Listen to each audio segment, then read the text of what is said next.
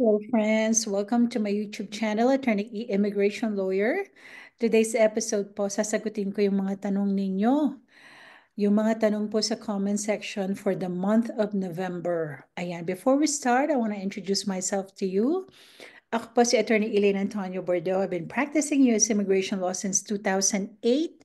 I'm based in the US and I represent clients from all over the world. Of course, marami po sa ating mga tinutulungan ay ang ating mga kliyente from the Philippines.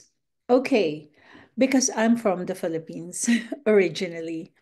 Ayan po. So, for today's episode, before we do that, if you want to schedule a consultation with me, mag-text kayo 713-315-7793 or mag-email eb@eborlaw.com.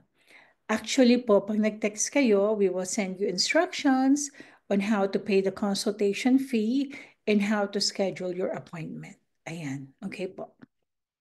So, ito po yung mga questions na nasa comment section and what I'm gonna do is, okay, kasi medyo matagal tayong hindi nakasagot. Alam niyo po, tayo po ay, of course, ang atin pong law office ay napaka-busy and at the same time, isa po akong sculptor at nagkaroon po ako ng mga shows sa Europe.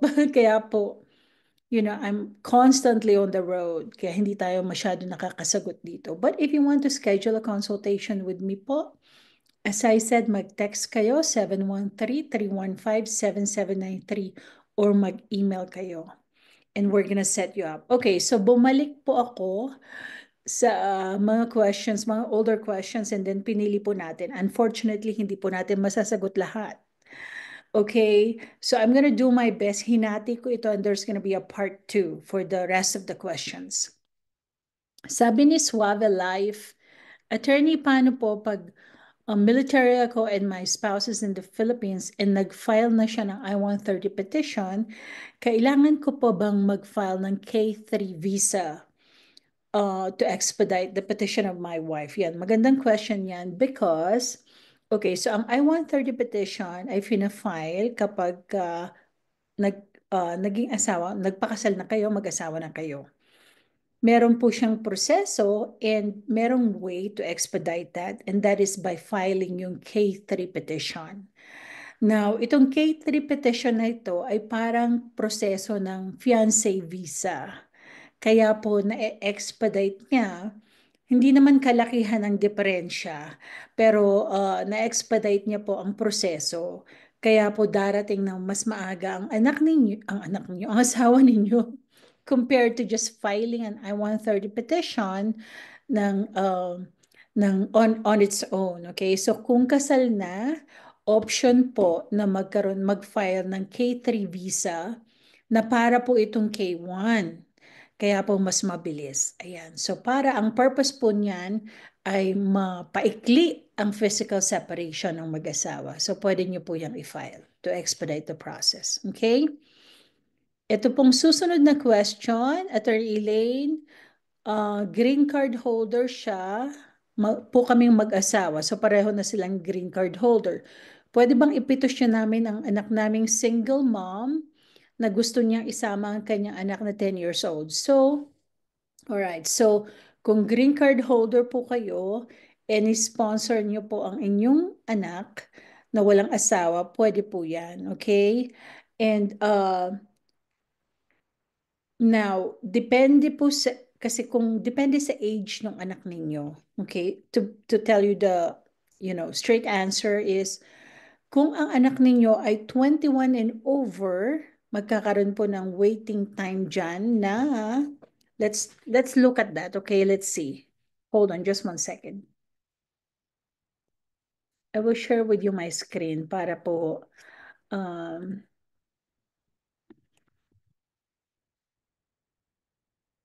yeah. So December 2024.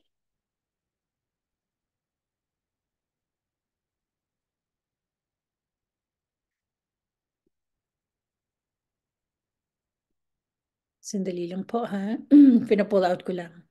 Okay, so kung ang anak ninyo ay Ito, unmarried sons and daughters of permanent residents, F2B ang category niya.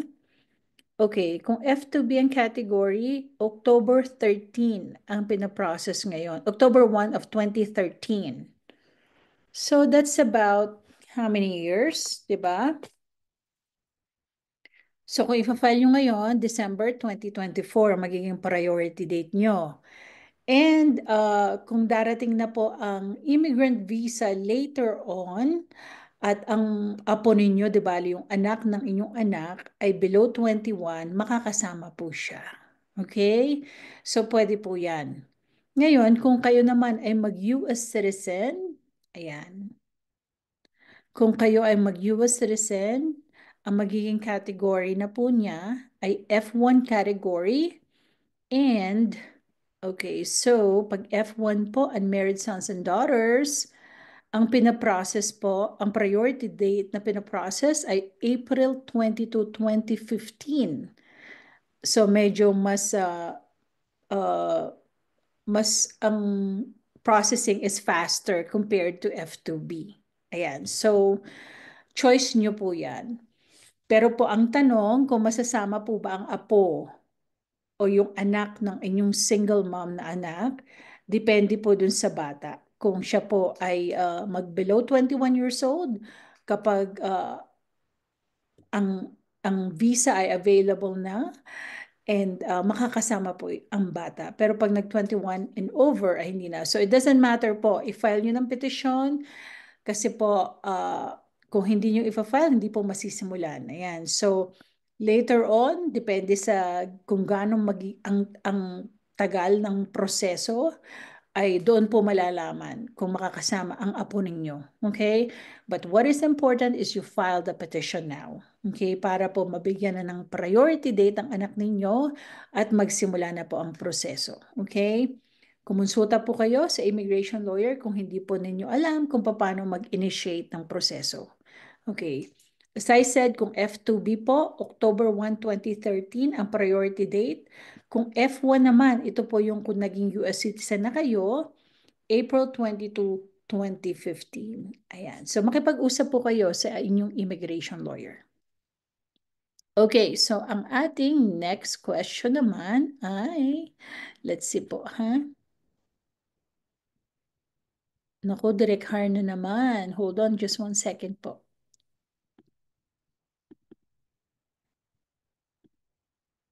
Okay.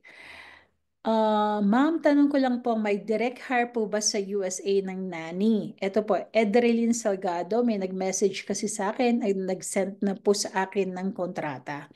Ayan po, mag-ingat po kayo. Marami tayong mga episodes about employment scam. Napakarampan po niyan. Napadadalan kayo ng mga kontrata, sasabihin hire na kayo, at hindi na dadaan sa ating gobyerno. Dadaan pa po yan sa POEA. So ang dapat pong itanong nyo anytime na meron kayong potential employer, sino po ang kanilang licensed recruiter or agency dito sa Philippines. Yan po. Kasi po ay kailangan po nila ng licensed agency to work with you dito sa Pilipinas. Hindi po uubra ang direct hire, okay? Ngayon, kapag sinabi na direct hire na kayo at ito ang kontrata, na when you look at the contract, napaka enticing ng kontrata na talagang mabibilib ka. And then hihinga na po kayo ng pera, most likely po ay scam po yan. Okay? So mag-ingat po kayo. Meron pong isang scam na ang hinihingi nila, konti lang sa simula. Sabi parang for your medical, and then paunti-unti, parang $100 or tapos 200 na, 300 na, and then yung finally, para makuha mo na daw yung visa mo, eh yung malaki na, libo-libo na po. So mag-ingat po kayo. And always check kung lisensyado po ang agency na inyong kausap. And meron po tayong Department of Migrant Workers at POEA. Checkin nyo po doon kung ang agency ay licensed dito sa Philippines. Okay? Ayan. So mag-ingat po kayo. Mas marami pa po ang na-scam ng employment scam kaysa sa love scam. Dati po love scam eh. Pero mas madali po ang employment scam. Papadalan lang ng kontrata, sasabihin na hire na kayo, and then hihinga na po ng pera. So mag-ingat po kayo. Okay po, si Ma'am Mary naman, sabi niya, may kaibigan po akong American citizen na gusto niya po kong i-hire bilang nanny. Anong visa po ang maaari niyang kunin? Okay, so ang nanny po, kung permanente po, immigrant visa ang proseso, ay meron pong category na tinatawag na EB3. Ayan, so kailangan po ang inyong kaibigan na American citizen ay makipag-usap sa isang immigration lawyer tungkol sa proseso. Kung mag-hire po ng foreign worker bilang nanny at ito po ay for permanent employment or immigrant po ang visa, meron po yung proseso, dadaan sa Department of Labor. After po ng Department of Labor, dadaan po sa immigration. And then po, saka i-interviewin sa Philippines and saka po i-issue yung immigrant visa. Now, it takes time para po sa buong proseso po, no? After COVID, balik na naman sa waiting na at least 3 years to 5 years ang processing time. Okay, so yan po. Now, kung para naman sa non-immigrant visa, ito po, merong category ng non-immigrant, yung J1 visa, kung tawagin po ay au pair. Ayan, meron din po mga Filipino na nagpa-participate dyan, na nagiging nanny, pero ito ay non-immigrant, which means you're not gonna be able to stay in the United States permanently, and may mga qualifications po yan, and you have to work with an accredited or certified J1, yung mga agencies po ng J1. Okay, so depende po kung non-immigrant or immigrant visa ang pinag-uusapan. Ayan po. So, dun sa kaibigan nyo na nasa Amerika, makipag-usap siya sa isang immigration lawyer, employment immigration lawyer, na nakakaalam kung ano po ang proseso. So, as I said, ang filing po ng petition, kung immigrant, dadaan muna ng Department of Labor, and then bago po ifa-file sa USCIS. Okay? Po. Now, from Mariela, ma'am, paano kung ang papers are nasa sorry. Paano po kung ang documents ay nasa NVC na? Ano po ang dapat kong gawin? Okay. So kung ang documents ay nasa NVC na, well, let's say we're talking about family petitions. Okay? So natapos na po ang USCIS process, na approve na ang petition, at meron ng immigrant visa. Ayan, sa inyong category, papadalan po kayo ng notice ng National Visa Center. And pag natanggap niyo po ang notice ng National Visa Center, may instructions po dyan on how to pay. Okay. So yung instructions nyo na how to pay ay, ano po yan? Babayaran nyo yung invoices. Meron pong 2 invoices para po sa immigrant visa fee and affidavit of support. Pag nabayaran po nyo, ay mau-open po yung Consular Electronic Application Center uploading. So, pwede na kayong mag-file ng mag-upload ng mga dokumento nyo doon. At doon nyo din po gagawin yung DS application nyo. Okay? Pero po kung lahat po niyan ay bibigyan kayo ng instructions ng National Visa Center. Okay? So, when you receive that notification, i-follow nyo po. Mayroon din po silang way that you can contact the National Visa Center. Pumunta po kayo sa website nila. Meron po doon inquiry form kung meron kayong mga katanungan. Ayan po. So, basically sa National Visa Center, there are 2 major applications po. Yung immigrant visa application, yung DS application online, and then yung affidavit of support po. Pero before you can do that, you have to pay yung invoices po. And padadalan din po kayo ng invoices and instructions on how to pay. Okay? Yan sana po nasagot ko ang tanong ninyo. Ito po, from LG Wash, 9711. Attorney, magandang gabi. May tanong po ako sa iyo. Sino po ang makakasagot sa tanong ko ay taus-puso kong pasasalamatan? I will answer your question po. Kailangan po ba na 2 years kaming magkakilala ni BF bago siya mag-apply ng fiancé visa? Okay, hindi. So, yung 2-year requirement po na sinasabi ay dapat nagkita kayo in person. Yan. Doon sa within the 2-year period before the application is filed. Okay? So, ibig sabihin po niyan, hindi po ibig sabihin na dapat 2 years na yung relasyon nyo. Ang ibig sabihin po, dapat nagkita kayo doon sa 2 years na yon bago po na i-file ang petisyon, ang fiancé visa. Again, so sa fiancé visa po, dapat po US citizen ang inyong fiancé.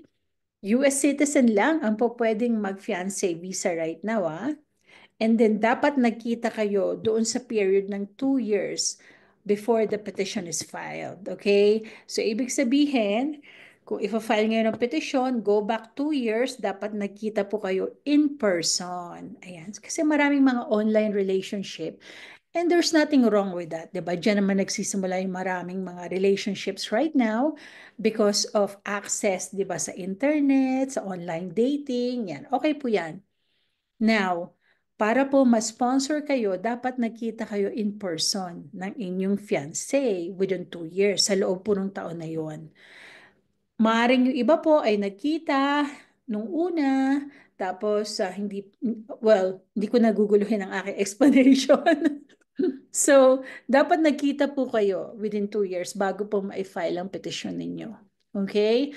In person yan. So, paano po yung mga nag-chat online kahit 10 years na kayo pero hindi pa kayo nagkikita in person, hindi pa kayo nagkakasama in person? Pwede ba yung i-fiancé? Hindi po siya pasok dun sa requirement na dapat ay nagkita kayo in person. So gusto po ng immigration na kung kayo ay may fiancé na online, bago po i-file ang petition nyo, ay magkita po muna kayo doon sa 2-year period before the petition is filed. Okay po? So yan. Sana hindi ko kayo naguluhan. Pero hindi ibig sabihin na dapat 2 years na kayong mag-on. Dapat po, within 2 years, nakita kayo. Yun po ang requirement. Okay. Sabi naman ni 200 Shoppings, Attorney, can you please talk about H-1B visa process? Yes, later on po, pag-usapan natin yan. Thank you po. Ito, sabi naman ni Val Valdez, VA Valdez. Good PM, Attorney, tanong ko lang po, may gusto po sana akong klaruhin. Pinakasalan po ako ng Australian dito sa Philippines, year 2010.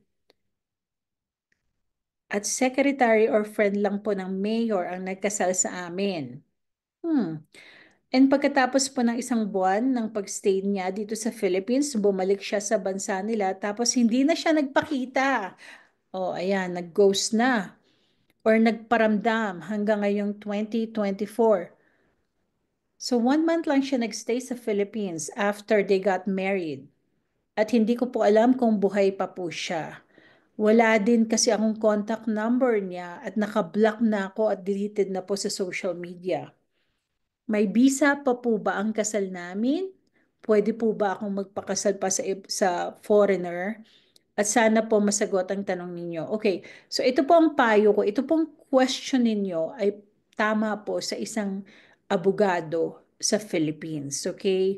So makipag-usap po kayo sa lawyer sa Philippines kung valid ba or legal. Yun ang number one yung dapat na tanungin.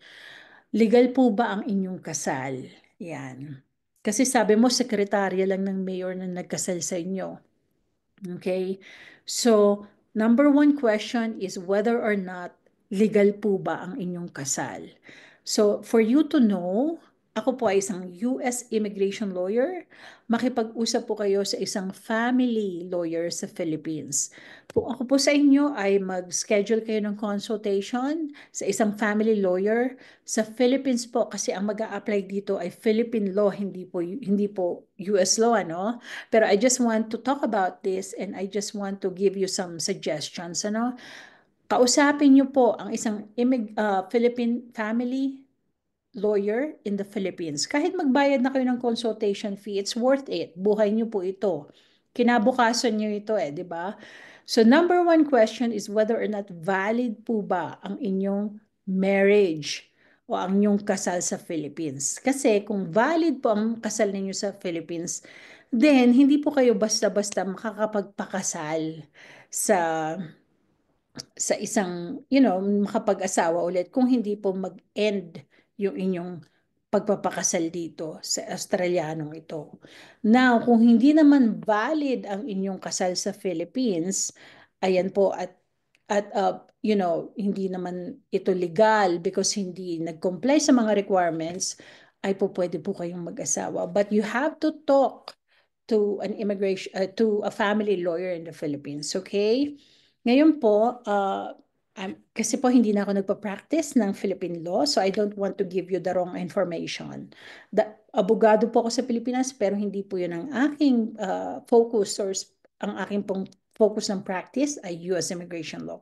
But to answer your question and to help you, mukha pong hindi nyo na, kasi sabi nyo from 2010 to 2014, oh my goodness, that's how many years? 14 years ay hindi na po nagpakita ang inyong asawa at block na rin po kayo sa social media. So wala na kayong contact sa inyong asawa.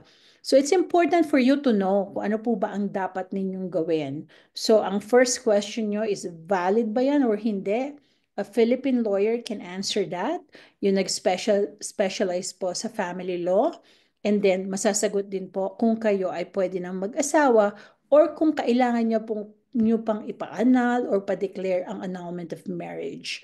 I don't think it's gonna cost a lot of money to get a consultation with a Philippine lawyer. Pero yun po ang dapat ninyong gawin para po makapag-move on na rin kayo sa buhay ninyo. Ano? Lalo na kung meron na kayong bagong po pwedeng maging asawa, sabi nyo dito, pwede na po ba akong magpakasal sa ibang foreign man? Yan. So, kung meron po kayong um, nobyo na gustong pakasalan kayo, it's important for you to know. Okay? Para makapag-move on po kayo. Yan po ang payo ko. So, first step is talk to a Filipino lawyer, a Philippine lawyer specializing in family law. Yan po. Okay? Ayan. Sabi naman ni Annalyn, Ma'am, pwede pong magtanong ako, ano po ang mga requirements na kailangan? May boyfriend ako na taga Texas. American siya at gusto niyang madala sa bansa niya. Okay, yan. So, this is a good question. So kung nasa Texas siya at American siya, pwede po kayong sponsor bilang fiancé kung kayo ay nagkita na within 2 years. Ayan. So meron pong way to sponsor you. Ang tawag po dyan ay K1 visa or fiancé visa. So hindi naman po complicated ang proseso niyan and hindi rin matagal ang waiting time. Okay? Now, kung kayo ay gusto nang magpakasal, pwede rin pong option yan. Pwede po siyang umuwi sa Philippines kung gusto niyang pakasalan kayo and magpakasal kayo sa Philippines and then pwede niya rin kayong i-sponsor bilang asawa. Ayan, so, yan. So, marami pong options. Actually, not too many, but those are the two options. Either magpakasal kayo or mag-fiancé and sponsor kanya. Kung hindi pa kayo kasal, then fiancé visa. Pero po dapat nagkita kayo in person. Ayan. O kung magpakasal na kayo, then sponsor kanya bilang esposa. Okay. All right. Si Dang Tadeo naman, sabi niya, Ma'am, ano po ang phone number ninyo? May question po kami about immigration. Thank you. Okay, ang number ko is 713-315-7793. Mag-text po kayo or mag-email eb@eboardlaw.com to schedule a consultation. Pag nag-text kayo, we will send you text back kung paano pong how to pay the consultation fee and how to schedule an appointment. Ito naman, sabi ni Nelbert. Hi, attorney. Ask ko lang po, may US visa na po ako, C1D, so crewman, currently on board. Gusto po kong kunin ng tiyahin ko sa US. Ano po ang proseso? Okay, so auntie niya ang kukuha sa kanya. Now, we have to know kung anong klaseng petition, ano? Kasi kung family petition, hindi na po kasama yung aunt. Okay, hindi siya kasama as petitioner. Now, kung maybe baka magbabakasyon ka lang, 'di ba? So, pwede rin po 'yung kung magbabakasyon ka lang, then tourist visa. Then, kung magtatrabaho naman, then employment visa. So, you have to know kung anong klase ng petition ang ifa-file sa'yo. Kung family petition, si auntie ang sponsor, hindi po uubra sa pamangkin. Ayan po, hindi po siya kasama dun sa category right now. Okay? Ayan. Ayan po ang ating mga sagot. Oh my God. Kalahati pa lang to ng mga tanong for November. And next time po yung kalahati naman. But maraming salamat for sending in questions. Kung gusto niyo pong sagutin ko tong mag-post po kayo sa comment section. Pero po wag po kayong mag-post ng mga confidential personal information ninyo. At marami pong mga manlulokong nag-aabang sa inyo. Okay? So if you want to schedule a private, confidential consultation with me, mag-text kayo 713-315-7793 or mag-email eb@eboardlaw.com. Until next time po, maraming salamat.